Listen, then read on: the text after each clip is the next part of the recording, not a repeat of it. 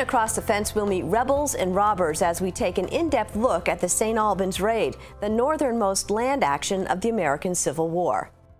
Good afternoon and thanks for joining us. I'm Judy Simpson. In October of 1864, Vermonters were immersed in the Civil War, both in the South and here at home.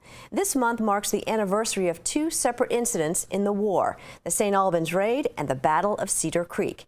As Confederates were robbing banks and setting fire to St. Albans, soldiers in Vermont's 1st Brigade were making a brave stand on a hilltop 600 miles away during the Battle of Cedar Creek.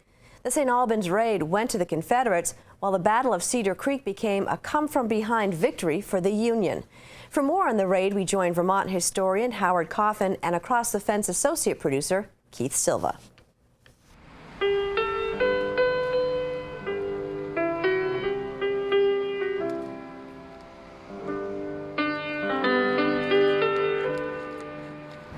By the autumn of 1864, peace had prevailed in the Champlain Valley for exactly a half century.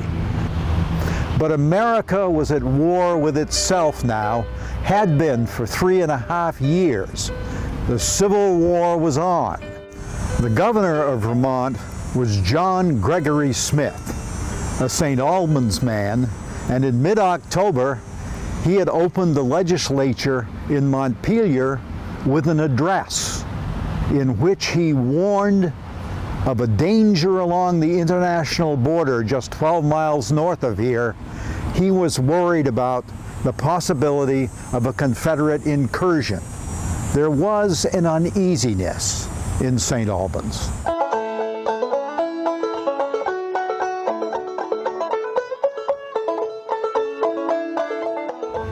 In the fall of 1864, the Civil War was going badly for the Confederacy.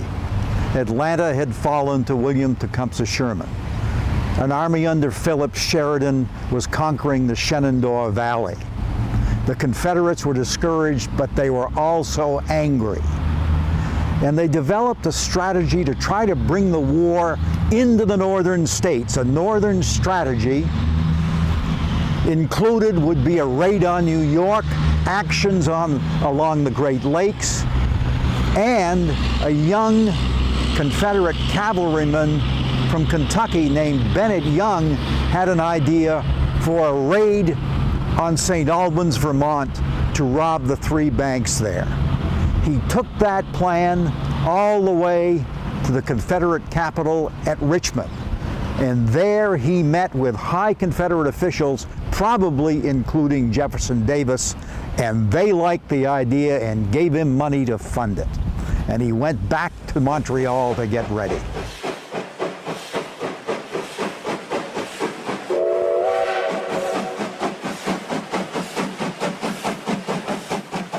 Most of the raiders arrived by train here at the St. Albans Railroad Station. The first to get here was Young himself, arriving on the 10th of October. Tom Collins, a young Irishman who was rather outspoken, had remarked on the train to one of the conductors that he was coming to St. Albans to burn the town. The conductor just laughed. They concealed those southern accents well.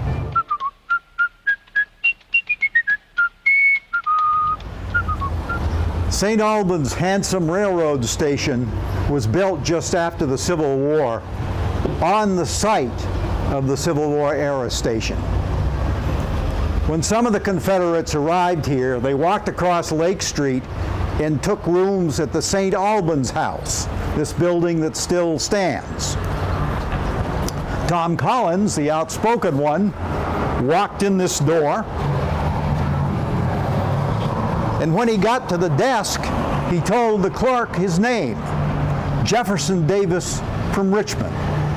The clerk laughed.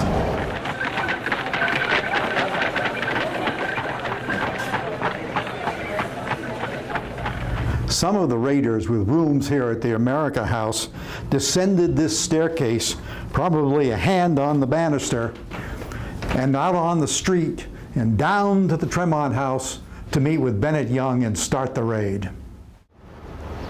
Bennet Young took a room at the Tremont House, which stood where St. Albans' City Hall now stands. Since he arrived here on the 10th of October, he had spent a good deal of time riding around the roads of Franklin County, scouting, of course, an escape route.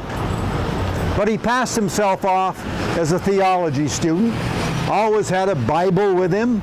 Local people saw him reading the Bible as he rode. He read it in the lobby of the Tremont House and in the America House. The locals were so convinced that some ladies asked him to give a sermon in one of the local churches. We're not sure whether he ever did that. Young set the date of the raid for October 18th. And that day, all his men gathered in his room here at the hotel. But he had to tell him the thing was off because it was market day in St. Albans and the streets were crowded. He moved the raid ahead one day to October 19th. Right after lunch on the 19th, Young's men again assembled in his room here, and they found him on his knees at prayer. Then he got up and gave final instructions, telling them to wear at least parts of the Confederate uniforms they had brought with them. Each one had a brace of pistols, and he gave them some little grenades filled with something called Greek fire, a phosphorus compound set to explode on impact. It was approaching 3 o'clock in the afternoon when Young's men emerged on the main street of St. Albans and the raid began. Bennet Young, in full Confederate uniform, planted himself in the middle of Main Street and announced, "I take possession of this town in the name of the Confederate States of America." A man riding by on a wagon looked at him and smiled. Nobody could believe what was happening in St. Albans. St. Albans had 3 banks in 1864, all along Main Street. They entered them all at the same time. This was the Franklin County Bank, and remarkably, there's still a bank here today. The Confederates went in with guns drawn. Confederate William Hutchinson led the party that came into the Franklin Bank, and he did the talking. Hutchinson went up to the counter, put his pistol in the face of Marcus Beardsley, the teller, and said, "We are Confederate soldiers come to burn your town. Give us all your greenbacks." Beardsley was incredulous, but he began to turn over the money, as did another teller. And finally, the Confederates said, "Do you have any gold back there?" And the lie was told, "No, we don't." They herded the employees together and marched them back to the safe. "This will be murder," said one of the tellers, because the Confederates had said they were going to burn the town. They were going to roast in the vault. But the Confederates were heartless, and the door slammed. 20 minutes later, they would be released. In the other banks, the Confederates, approaching the tellers, said things like, "We have come to avenge for what Sheridan is doing in the Shenandoah Valley. You're burning the Shenandoah Valley. You took money from my family in Alabama." They were talking about revenge as they went about their business, talking about not only robbing some money, but the vengeance of that Confederate Northern strategy. As the raid proceeded, the Confederates herded the locals into Taylor Park at gunpoint, where they could be kept under watch. But some of them were sneaking away and heading home to get guns. Bennet Young was particularly concerned about all the men, the hundreds of them that worked in the railroad yards just down Lake Street. So he posted a guard right here at the corner of Lake and Main to make sure those boys didn't come up here, and they didn't. Whether they didn't hear the raid, we don't know. Meanwhile, as the Confederates were robbing the banks and coming out of the banks, fisticuffs, fights broke out on the streets. Bennet Young actually fired a shot at one man who refused to go to Taylor Park. The shot hit him in the back, glanced off a rib, and bounced right out, and he was fine. Also, the Confederates are throwing their Grig fire grenades at the buildings along Main Street. This is serious business. They want to set St. Albans afire. They want a conflagration. But it's a wet day and the things don't work very well anyway. But within 20 minutes of the start of this raid, as it's winding up, shots are being fired at the Confederates. The Confederates are firing some shots. Young goes down to Bedard's livery stable, steals some horses, goes back to get some tack, and the owner of the stable has had it with him and fires 3 times at Young, and all the bullets are duds, or he would have been dead. So we have, as the raiders are preparing to leave town, a real Civil War battle in St. Albans, Vermont.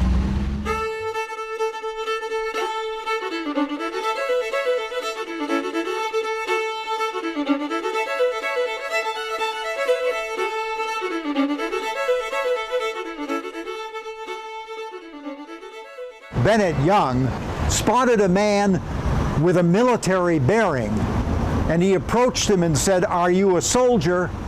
And the man said, "Yes, I am." He was Captain George Conger of the Vermont Cavalry, apparently home on leave.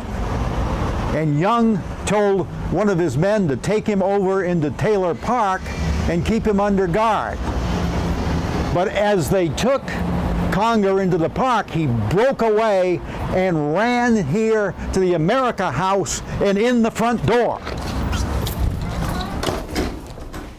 Captain Conger cuts through the hotel lobby, down the stairs, and out the side door onto Lake Street. As he comes out, he's hollering to everyone that he can see, "It's a raid! Bring out your guns and start fighting!" Under fire now, as Bennet Young sees all the parties emerge from the banks, he hollers to them, "Are we well met now?" And the reply back is yes. They now have stolen horses for everyone, and the Confederates mount up with 208,000 Yankee dollars in their bags and saddlebags, and they begin to gallop north along Main Street, still under fire. One of the Confederates is hit in the back, seriously wounded, but his comrades come along and keep him upright, and they gallop on out of town. Captain Conger now goes into action, and within minutes he has rounded up a posse of 50 men, armed with everything from old muskets to pitchforks. And certainly within a half an hour of the raiders' departure, and probably sooner than that, Conger is riding north, leading a posse in pursuit, intent on catching up before they reach the international border. The people of St. Albans stood along Main Street in the smoke and confusion with the echoes of the rebel yell, which the Confederates shouted as they rode off north, still in their ears.